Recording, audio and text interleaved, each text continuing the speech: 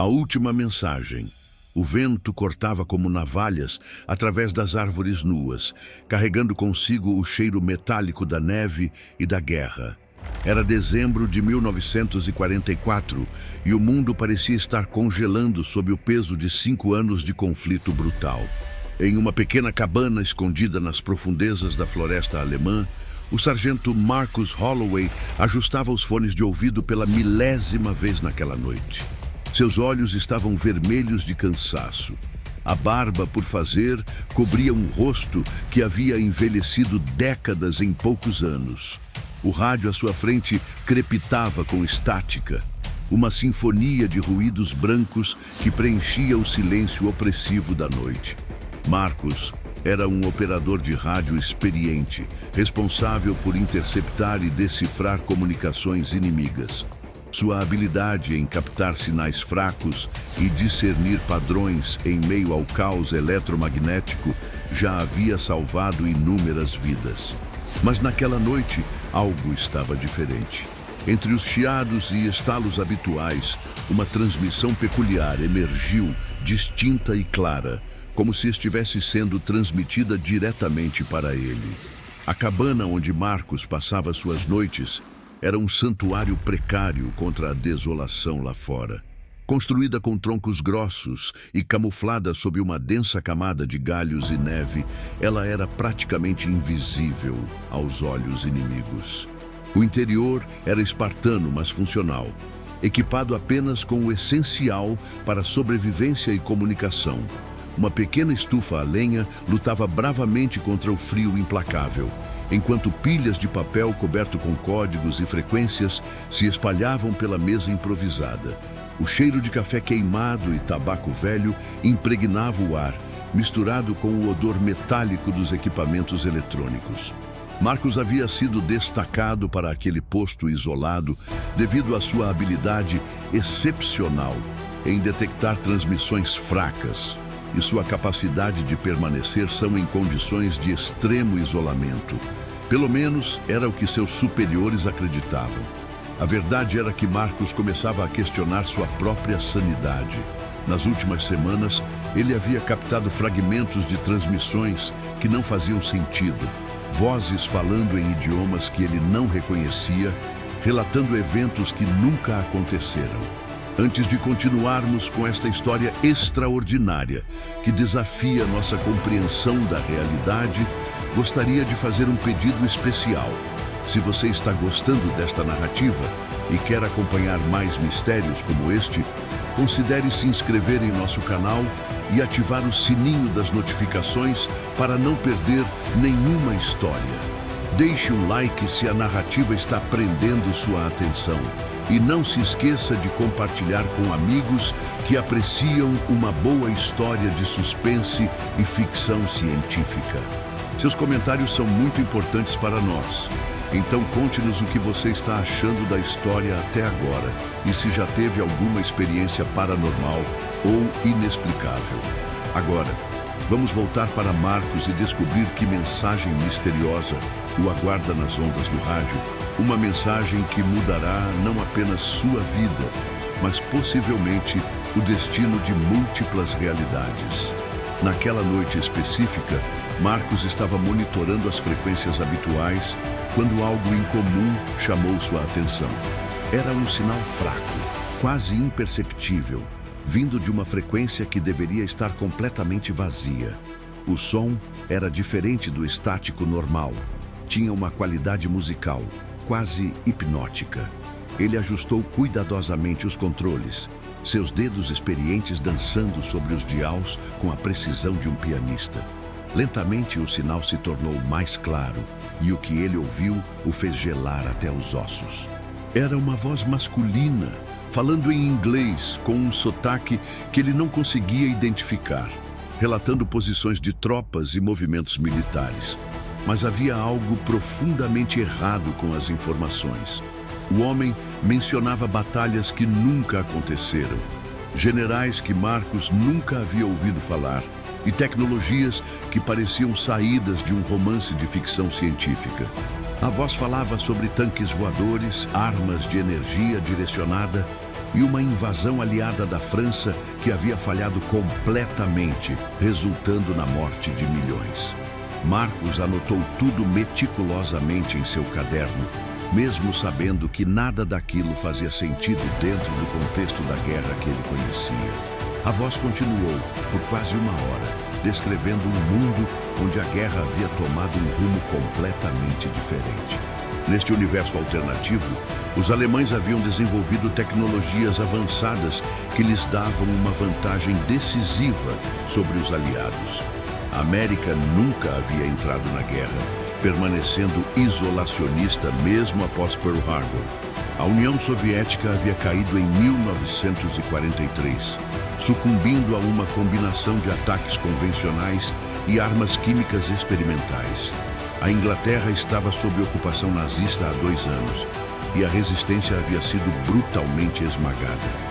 O homem falava sobre cidades inteiras que haviam sido apagadas da existência por armas que manipulavam a própria estrutura da matéria e sobre experimentos horríveis conduzidos em populações civis.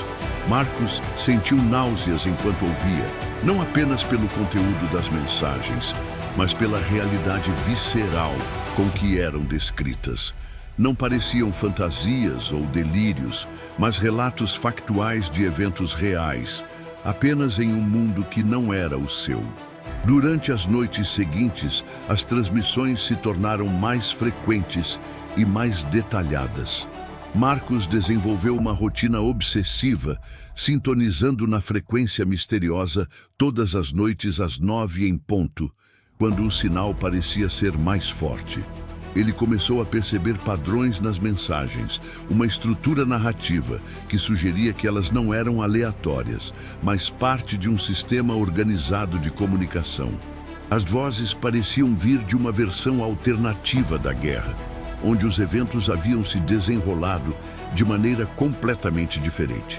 Mas o mais perturbador era que as vozes nas transmissões pareciam estar cientes de que estavam se comunicando através de dimensões. Elas mencionavam fendas na realidade e pontos de convergência temporal, com uma naturalidade que fazia Marcos questionar tudo o que ele pensava saber sobre física e realidade. Ele começou a manter 2 conjuntos de registros, um oficial, que relatava as atividades normais de interceptação, e outro secreto, onde documentava meticulosamente as transmissões interdimensionais. A voz principal nas transmissões pertencia a um homem que se identificava apenas como Observador 7. Sua voz tinha uma qualidade hipnótica, ao mesmo tempo autoritária e melancólica, como se carregasse o peso de conhecimentos terríveis. Ele parecia ser um operador de rádio como Marcos, mas de uma realidade onde a guerra havia tomado um rumo apocalíptico. O Observador 7 falava sobre seu mundo com uma mistura de fascínio científico e horror existencial que era simultaneamente fascinante e aterrorizante. Ele descrevia cidades inteiras que haviam sido apagadas da existência por armas que manipulavam a própria estrutura do espaço-tempo. Soldados que lutavam em múltiplas dimensões simultaneamente usando equipamentos que permitiam viagem interdimensional limitada. E uma guerra que havia se espalhado através de realidades paralelas, como um vírus cósmico. Marcos começou a suspeitar que não estava apenas interceptando transmissões de outro mundo, mas que, de alguma forma, havia se tornado parte de uma rede de comunicação interdimensional que conectava operadores de rádio através de múltiplas realidades. As informações que Marcos coletava eram simultaneamente inúteis e preciosas, de maneiras que ele estava apenas começando a compreender. Inúteis porque se referiam a eventos que nunca aconteceram em sua realidade, tecnologias que não existiam em seu mundo e pessoas que nunca nasceram em sua linha temporal. Mas preciosas porque ofereciam insights sobre possibilidades alternativas, estratégias militares que poderiam ser adaptadas e, principalmente, avisos sobre tecnologias perigosas que poderiam estar sendo desenvolvidas em seu próprio mundo. Marcos sabia que se relatasse essas descobertas aos seus superiores, seria imediatamente removido do posto e provavelmente internado em um hospital psiquiátrico militar. A ideia de realidades paralelas e comunicação interdimensional era tão além da compreensão científica da época que seria automaticamente classificada como delírio ou colapso mental. Mas ele não podia simplesmente ignorar o que estava ouvindo. As transmissões eram reais demais, detalhadas demais, consistentes demais para serem alucinações ou produtos de sua imaginação estressada. Uma noite, enquanto Marcos monitorava as frequências habituais e aguardava a transmissão das 9 horas, algo extraordinário aconteceu. O observador 7 fez contato direto, direcionando-se especificamente a ele. A voz veio clara através do estático, sem a usual distorção dimensional, como se o homem estivesse na mesma sala. Marcus Holloway, operador de rádio do 23º Batalhão de Comunicações, destacado para o posto de observação Alpha 7 na floresta de Schwarzwald. Você pode me ouvir claramente? Marcus quase caiu da cadeira, seu coração disparando como uma metralhadora. Como aquele homem de outra dimensão, sabia não apenas seu nome e unidade, mas também sua localização exata e designação de posto. Com as mãos tremendo violentamente, ele pegou o microfone e respondeu com voz hesitante. Eu posso ouvi-lo perfeitamente. Como você sabe quem eu sou e onde estou? A resposta veio imediatamente, carregada de uma urgência que fez o sangue de Marcus gelar. Porque você não é o único Marcus Holloway. Existem versões de você em múltiplas realidades paralelas, e algumas delas já estão em contato conosco. Você foi escolhido especificamente para receber uma mensagem de extrema importância, que pode determinar o destino não apenas de sua guerra, mas de todas as guerras em todas as realidades. O Observador 7 começou a explicar uma cosmologia que desafiava tudo o que Marcus pensava saber sobre a natureza da realidade. Segundo ele, existiam infinitas realidades paralelas, cada uma representando diferentes possibilidades históricas, diferentes escolhas feitas por indivíduos e nações. Normalmente, essas realidades existiam de forma completamente separada, sem qualquer possibilidade de comunicação ou interferência mútua. Mas algo havia mudado. Experimentos com tecnologia temporal, conduzidos pelos nazistas em múltiplas dimensões, haviam criado fissuras no tecido do espaço-tempo, permitindo comunicação limitada entre realidades paralelas. Em sua realidade, o Observador 7 explicou, os alemães haviam desenvolvido uma máquina capaz de manipular o tecido do espaço-tempo, permitindo-lhes alterar eventos históricos menores e criar ramificações controladas na linha temporal. Mas a máquina estava se tornando cada vez mais instável e os cientistas nazistas, em sua arrogância, estavam planejando usá-la para uma alteração temporal massiva que poderia reescrever completamente a história da Segunda Guerra Mundial. O problema, continuou o Observador 7, era que a máquina temporal nazista não estava apenas afetando uma única realidade.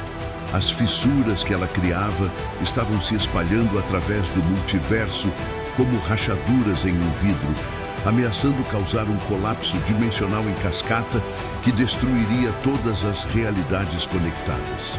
Em sua dimensão, os alemães já haviam usado a máquina para alterar eventos-chave, resultando na vitória nazista quase total que ele havia descrito em transmissões anteriores. Mas cada uso da máquina tornava as fissuras dimensionais maiores e mais instáveis. Os cientistas nazistas acreditavam que poderiam controlar o processo, mas estavam perigosamente errados. O Observador 7 e outros operadores de diferentes dimensões haviam descoberto que em cada realidade existia um ponto de ancoragem que poderia ser usado para estabilizar o tecido dimensional e impedir o colapso. Na realidade de Marcus, esse ponto estava localizado em uma instalação nazista ultra secreta escondida profundamente nos Alpes bávaros, onde os alemães estavam desenvolvendo sua própria versão da tecnologia temporal. Marcos ouviu em silêncio crescente, enquanto o observador 7 descrevia a localização exata da instalação e os detalhes técnicos sobre a tecnologia que estava sendo desenvolvida lá. Era uma base subterrânea massiva, escavada no coração de uma montanha rochosa, onde uma equipe de cientistas alemães trabalhava em um projeto ultra-classificado chamado Cronos. O objetivo oficial era criar uma arma temporal capaz de apagar eventos históricos específicos, permitindo aos nazistas reescrever a história da guerra a seu favor. Eles planejavam usar a máquina para impedir o dia D, eliminar líderes aliados-chave antes que pudessem tomar decisões cruciais e até mesmo alterar o resultado da Primeira Guerra Mundial para evitar as condições que levaram ao atual conflito. Mas os experimentos preliminares já haviam criado fissuras menores no tecido da realidade, permitindo a comunicação interdimensional que Marcos estava experimentando. O observador 7 alertou que se o projeto Cronos fosse concluído e ativado em sua potência máxima, não apenas a guerra seria perdida para os aliados, mas todas as realidades paralelas seriam destruídas no processo de colapso dimensional. A responsabilidade que caiu sobre os ombros de Marcos era esmagadora e aparentemente impossível. Ele era apenas um operador de rádio, treinado para interceptar comunicações e operar equipamentos eletrônicos, não um soldado de combate de elite ou um espião experiente. Como poderia ele, sozinho e sem recursos, infiltrar-se em uma base nazista altamente protegida e sabotar uma tecnologia que nem mesmo compreendia completamente? A tarefa parecia não apenas perigosa, mas completamente suicida. O observador 7 parecia entender suas dúvidas e medos. Você não estará completamente sozinho, Marcos. Existem outros em sua realidade que estão cientes da ameaça, mesmo que não compreendam completamente sua natureza interdimensional. Procure pelo professor Heinrich Zimmermann, na Universidade de Munique. Ele é um físico teórico que tem trabalhado secretamente contra o regime nazista e possui conhecimento considerável sobre tecnologia temporal e física quântica. Ele pode ajudá-lo a entender o que precisa ser feito e fornecer o conhecimento técnico necessário para sabotar a máquina Cronos. Nos dias que se seguiram, Marcos lutou com uma decisão que poderia custar sua vida e possivelmente sua sanidade. Abandonar seu posto seria deserção, um crime punível com a morte em tempo de guerra. Mas se o observador 7 estava certo sobre a ameaça dimensional, o destino, não apenas de sua própria realidade, mas de infinitas realidades paralelas, dependia de suas ações. Ele passou noites sem dormir, pesando as opções, questionando sua própria sanidade e tentando encontrar alguma alternativa que não envolvesse abandonar tudo o que conhecia para embarcar em uma missão aparentemente impossível. Mas as transmissões continuavam chegando, cada uma mais urgente que a anterior, relatando desenvolvimentos preocupantes em outras dimensões, onde versões da máquina temporal já estavam sendo testadas. Em algumas realidades, os testes haviam resultado em colapsos localizados que estavam se espalhando como ondas através do multiverso, destruindo dimensões inteiras e deixando vazios cósmicos onde antes existiam universos completos. Finalmente, Marcos tomou sua decisão. Ele não podia simplesmente ignorar o aviso, não importa quão impossível ou insano parecesse. Usando suas habilidades de comunicação e contatos desenvolvidos ao longo de anos de serviço, Marcos conseguiu estabelecer contato com células da resistência alemã que operavam na região de Munique. Foi um processo delicado e perigoso, envolvendo códigos cifrados, encontros secretos e a constante ameaça de descoberta pela Gestapo. Mas, eventualmente, Ele conseguiu arranjar um encontro com o professor Zimmermann através de uma rede de acadêmicos antinazistas que operavam na clandestinidade. A jornada até Munique seria extremamente perigosa, exigindo que ele atravessasse território controlado pelo inimigo usando documentos falsos e disfarces. Mas ele não via outra opção. Antes de partir, ele gravou uma mensagem detalhada sobre as transmissões interdimensionais, incluindo todas as frequências, códigos e informações técnicas que havia coletado, e escondeu-a em um compartimento secreto de sua cabana, esperando que alguém a encontrasse caso ele não retornasse de sua missão. A viagem até Munique foi um pesadelo prolongado de checkpoints militares, bombardeios aéreos aleatórios e o medo constante de ser descoberto e executado como espião. Marcos viajou disfarçado como um trabalhador civil especializado em reparos de equipamentos de comunicação, carregando documentos falsos, meticulosamente forjados pela resistência e uma história de cobertura que havia memorizado até o último detalhe. Ele teve que passar por dezenas de checkpoints, cada um uma oportunidade potencial para descoberta e morte. Os soldados alemães estavam nervosos e suspeitos. A guerra estava claramente não indo bem para eles, e qualquer coisa fora do comum era investigada minuciosamente. Marcos teve que usar toda a sua experiência militar e habilidades de dissimulação para manter sua fachada, falando alemão básico que havia aprendido durante seu treinamento de inteligência e fingindo ser um técnico civil contratado para manter equipamentos de comunicação em funcionamento. Quando finalmente chegou à Universidade de Munique, a cidade estava claramente sofrendo sob o peso da guerra. Edifícios bombardeados pontilhavam a paisagem urbana. Racionamento havia reduzido a população a esqueletos ambulantes, e a presença militar nazista era opressiva e onipresente. A universidade em si era uma sombra de sua antiga grandeza, com muitos de seus melhores professores mortos, exilados ou forçados a trabalhar em projetos militares. Marcos encontrou o professor Zimmermann em seu laboratório, trabalhando sozinho tarde da noite em equações complexas que cobriam múltiplos quadros negros. O homem era mais velho do que Marcos esperava, com cabelos completamente grisalhos e olhos que brilhavam com uma inteligência intensa, mas atormentada. Quando Marcos mencionou cuidadosamente as transmissões interdimensionais e o projeto Cronos, o professor parou completamente o que estava fazendo e o olhou com uma expressão que misturava espanto, alívio e terror profundo. Finalmente, disse Zimmermann com voz trêmula, eu tenho esperado por alguém como você há meses.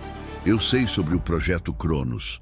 Eu ajudei a desenvolvê-lo antes de descobrir suas verdadeiras implicações e as consequências catastróficas que poderia ter. O professor explicou que havia sido recrutado pelos nazistas no início da guerra para trabalhar em pesquisa de física avançada, inicialmente acreditando que estava contribuindo para projetos defensivos que poderiam proteger a Alemanha de bombardeios aliados. Mas, gradualmente, ele descobriu que seus trabalhos teóricos sobre mecânica quântica e relatividade estavam sendo usados para desenvolver armas temporais de poder inimaginável. Quando percebeu que suas equações estavam sendo usadas para criar uma máquina capaz de alterar a própria estrutura do tempo, ele começou a sabotar secretamente o projeto, introduzindo erros sutis em seus cálculos e atrasando o desenvolvimento sempre que possível. Ele havia descoberto que os experimentos estavam criando instabilidades dimensionais, que poderiam destruir não apenas a Terra, mas todo o contínuo espaço-temporal que conectava infinitas realidades paralelas. Eles não compreendem verdadeiramente o que estão fazendo, disse Zimmermann, sua voz carregada de desespero e culpa. Eles pensam que podem controlar o tempo como se fosse uma máquina comum, uma ferramenta que pode ser ligada e desligada à vontade. Mas o tempo é uma das forças fundamentais do universo, entrelaçada com o próprio tecido da realidade. Perturbá-lo de forma significativa pode ter consequências que se espalham através de dimensões, afetando não apenas nossa linha temporal, mas todas as linhas temporais possíveis. Zimmermann mostrou a Marcus diagramas complexos e equações que descreviam a tecnologia por trás do projeto Cronos. A máquina temporal nazista usava cristais especiais de uma substância que ele chamava de matéria temporal para focar energia dimensional, criando campos de distorção que podiam manipular o fluxo temporal em áreas localizadas. Mas os cristais eram extremamente instáveis e estavam causando fissuras microscópicas na realidade que se expandiam exponencialmente a cada uso. O professor havia calculado que se a máquina fosse ativada em sua potência máxima planejada, ela criaria uma cascata de colapsos dimensionais que se espalharia através de todas as realidades paralelas, como dominós cósmicos caindo. A única maneira de impedir essa catástrofe, explicou Zimmermann com urgência crescente, é destruir os cristais de foco antes que a máquina seja ativada para seu teste final. Mas isso deve ser feito de dentro da instalação e o acesso é extremamente restrito. A base está localizada no coração dos Alpes Bávaros, escavada profundamente em uma montanha rochosa e protegida por múltiplas camadas de segurança. Apenas pessoal autorizado de mais alto nível tem acesso ao laboratório principal, onde os cristais estão localizados. Marcus e Zimmermann passaram dias planejando meticulosamente a infiltração na base alpina. O professor forneceu mapas detalhados da instalação, obtidos através de seus contatos na resistência acadêmica, e explicou em detalhes técnicos como identificar e destruir os cristais de foco sem causar uma explosão que pudesse alertar toda a base para sua presença. A missão seria quase certamente suicida, mas ambos concordaram que não havia alternativa viável. Enquanto se preparavam, Marcus continuou a receber transmissões cada vez mais urgentes no Observador 7, que relatava desenvolvimentos alarmantes em outras dimensões, onde versões alternativas da máquina temporal já haviam sido ativadas. Os relatórios do Observador 7 eram aterrorizantes em sua descrição de colapsos dimensionais. Em uma realidade, a ativação da máquina temporal havia criado um vórtice que sugou uma cidade inteira para uma dimensão vazia, deixando apenas um buraco perfeitamente esférico na Terra, onde Berlim costumava existir.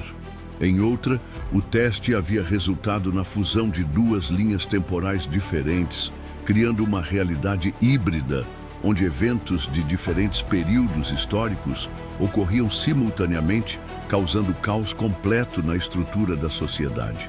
Mais aterrorizante ainda, o Observador 7 relatou que as fissuras dimensionais estavam se conectando, criando uma rede de instabilidade que se espalhava através do multiverso como uma infecção cósmica.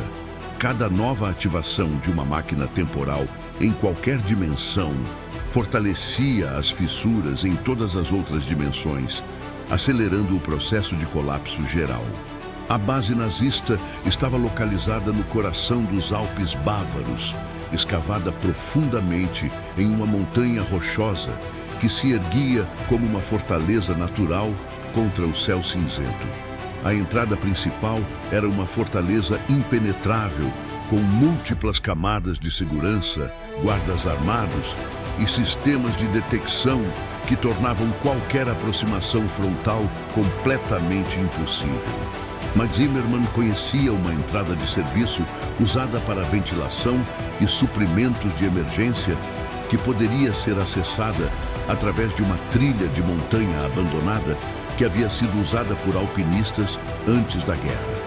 Marcus e o professor, acompanhados por dois membros experientes da resistência alemã que haviam se voluntariado para a missão suicida, iniciaram a perigosa escalada durante uma tempestade de neve particularmente severa que proporcionava cobertura natural contra observação aérea e patrulhas terrestres.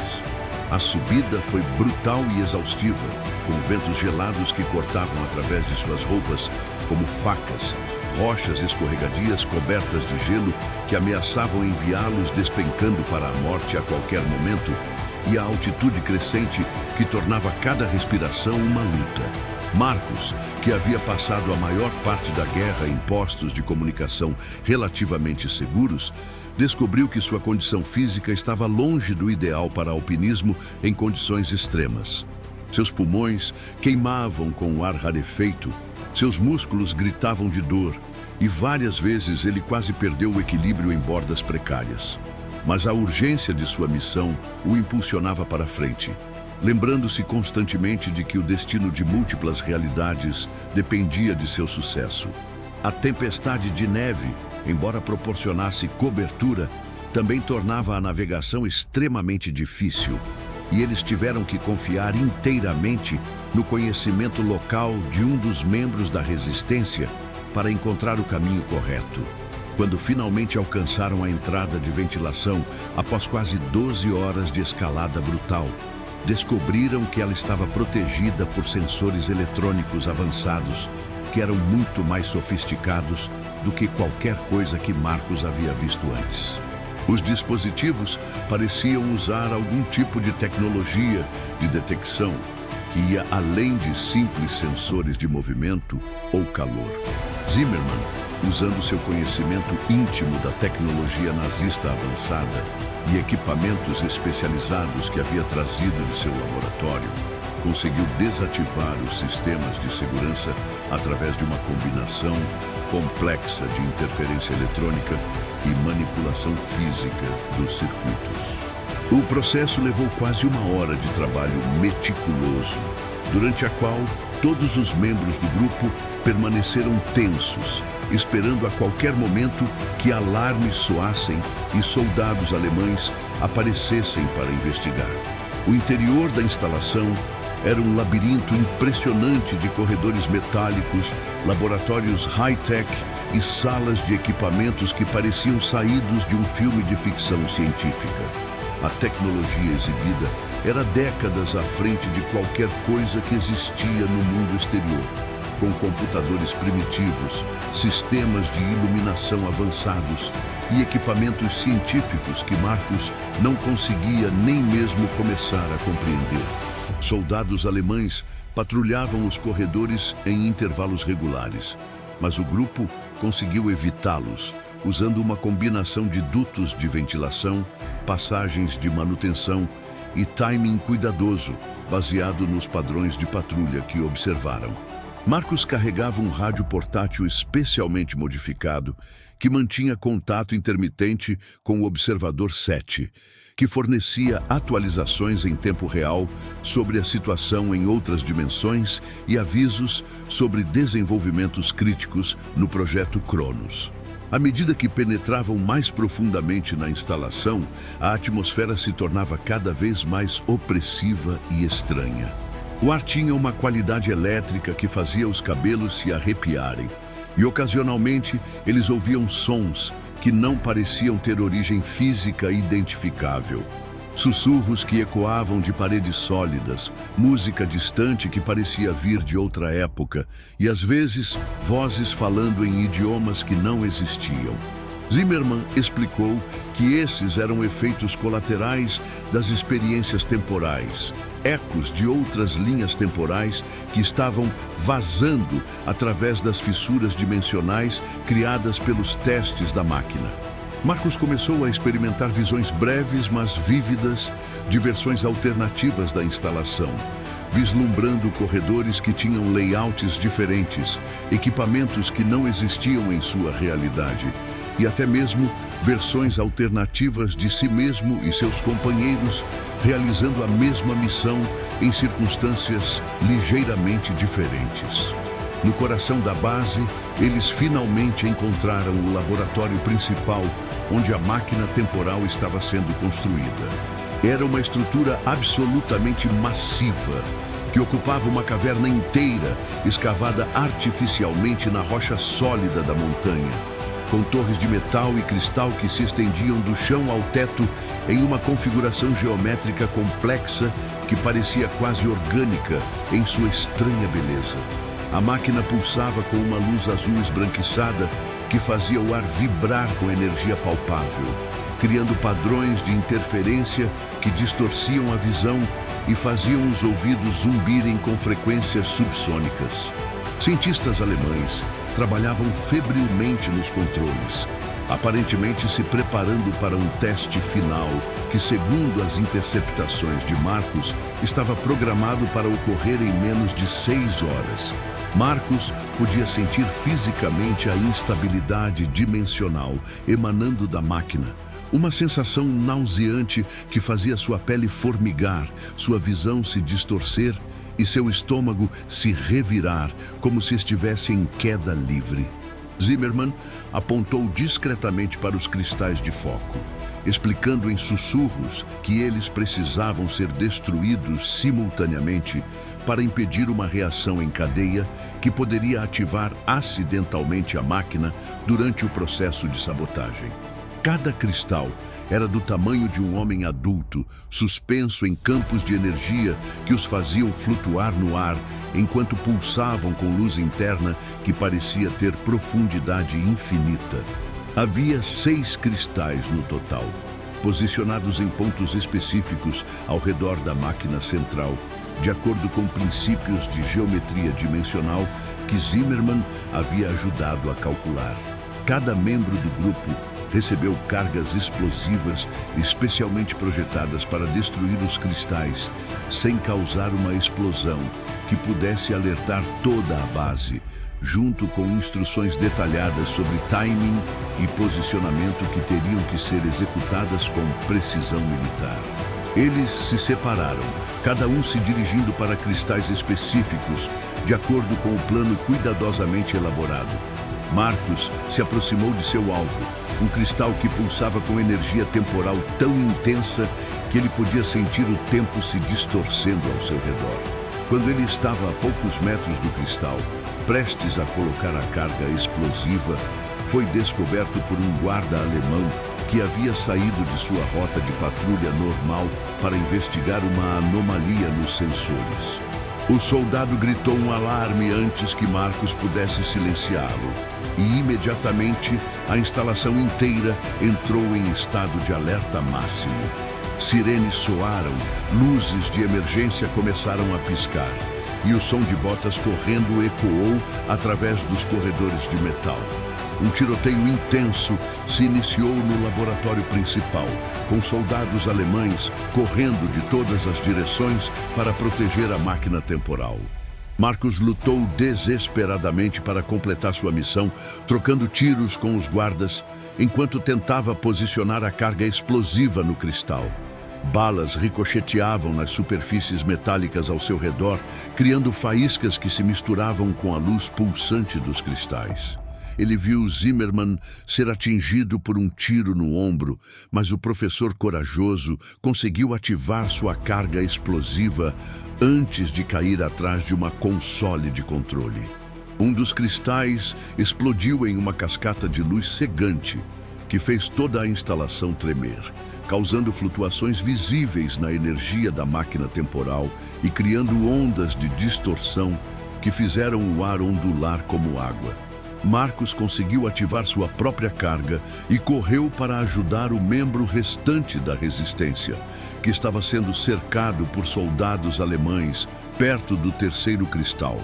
A batalha se intensificou quando mais guardas chegaram, incluindo soldados de elite da SS, que estavam especificamente treinados para proteger instalações científicas ultra-secretas. Esses homens eram diferentes dos soldados regulares, movendo-se com precisão militar absoluta e usando táticas que sugeriam treinamento especializado em combate em ambientes de alta tecnologia. Marcus teve que usar toda a sua experiência militar e instintos de sobrevivência para evitar ser morto, usando a própria estrutura da máquina como cobertura, enquanto tentava completar a missão de sabotagem.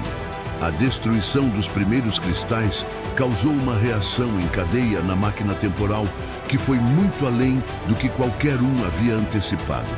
Arcos de energia elétrica azul começaram a saltar entre as torres metálicas, criando padrões complexos que pareciam ter vida própria.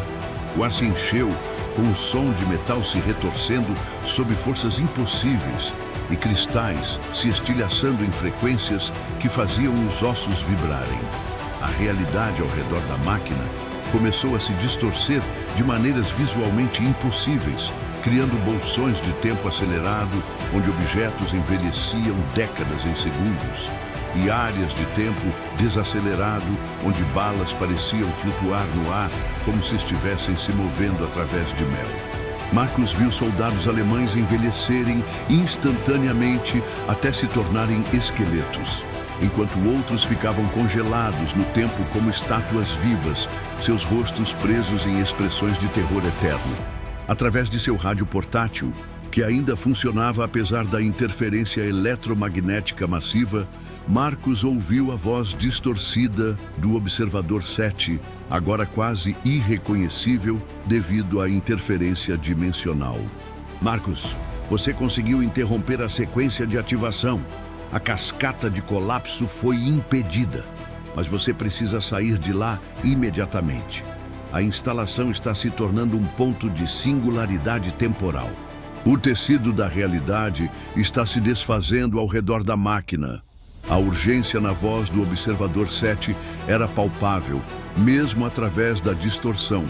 E Marcus compreendeu que eles tinham apenas minutos, talvez segundos, antes que a instalação inteira fosse consumida por forças temporais descontroladas.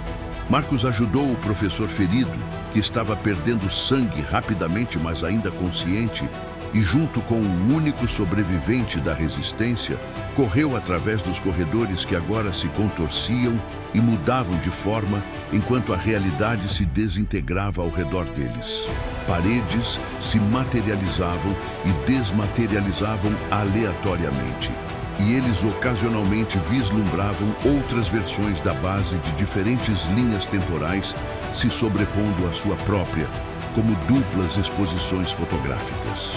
Em um corredor, eles viram uma versão da instalação onde a guerra havia terminado décadas antes e a base estava abandonada e coberta de vegetação. Em outro, eles testemunharam uma realidade onde a base estava sendo atacada por soldados aliados usando tecnologia futurística. As visões eram desorientadoras e aterrorizantes, lembrando-os constantemente de quão frágil era a estrutura da realidade que eles davam como garantida. A fuga da montanha foi uma corrida literal contra o tempo que estava se desfazendo. A instalação colapsava atrás deles enquanto forças temporais descontroladas consumiam a estrutura, criando efeitos visuais que desafiavam a compreensão humana. Seções inteiras da base simplesmente desapareciam, não destruídas por explosões, mas apagadas da existência, como se nunca tivessem sido construídas. Outras áreas se multiplicavam, criando labirintos impossíveis onde o mesmo corredor existia em múltiplas versões simultaneamente. Marcus teve que confiar inteiramente em seus instintos e na orientação urgente do Observador 7 para navegar através do caos dimensional e encontrar uma rota de escape que ainda existia em sua linha temporal.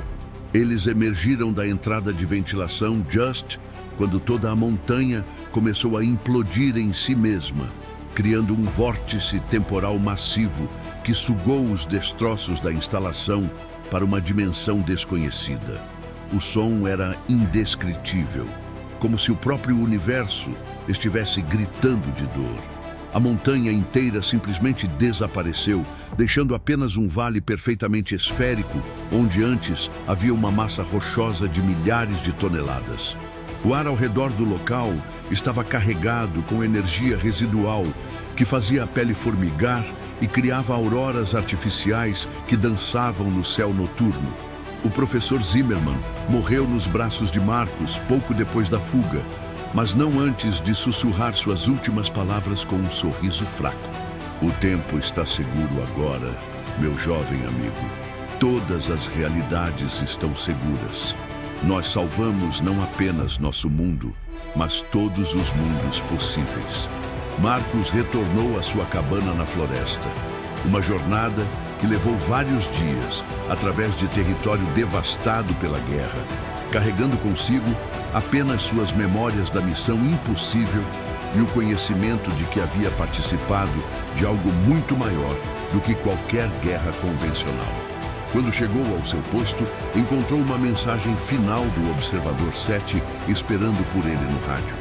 A voz veio clara através do estático, sem interferência pela primeira vez, desde que as comunicações interdimensionais haviam começado. Marcus Holloway, herói de múltiplas realidades, você salvou não apenas sua própria dimensão, mas todas as realidades paralelas que estavam conectadas através das fissuras temporais.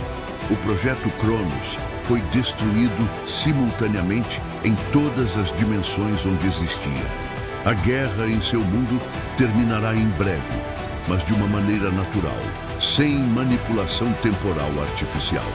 Você é um herói que nunca será reconhecido publicamente, mas saiba que múltiplos universos devem sua existência às suas ações corajosas e ao sacrifício daqueles que lutaram ao seu lado. Nas semanas e meses que se seguiram, Marcus observou os eventos se desenrolarem exatamente como o Observador 7 havia previsto. A Alemanha nazista, privada de sua arma temporal secreta e dos recursos científicos que haviam sido destruídos na base alpina, começou a entrar em colapso acelerado. As forças aliadas avançaram rapidamente através da Europa, encontrando resistência cada vez menor de um inimigo que parecia ter perdido sua vantagem tecnológica da noite para o dia.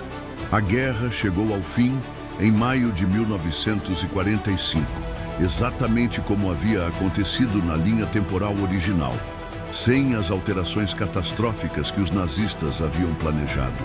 Marcus nunca relatou oficialmente suas experiências interdimensionais, sabendo que ninguém acreditaria em uma história tão impossível e fantástica. Ele manteve os registros das transmissões cuidadosamente escondidos, uma evidência secreta de uma guerra que foi travada não apenas entre nações, mas entre realidades paralelas. Depois da guerra, Marcus retornou à vida civil, estabelecendo-se como técnico em eletrônicos em uma pequena cidade do meio-oeste americano.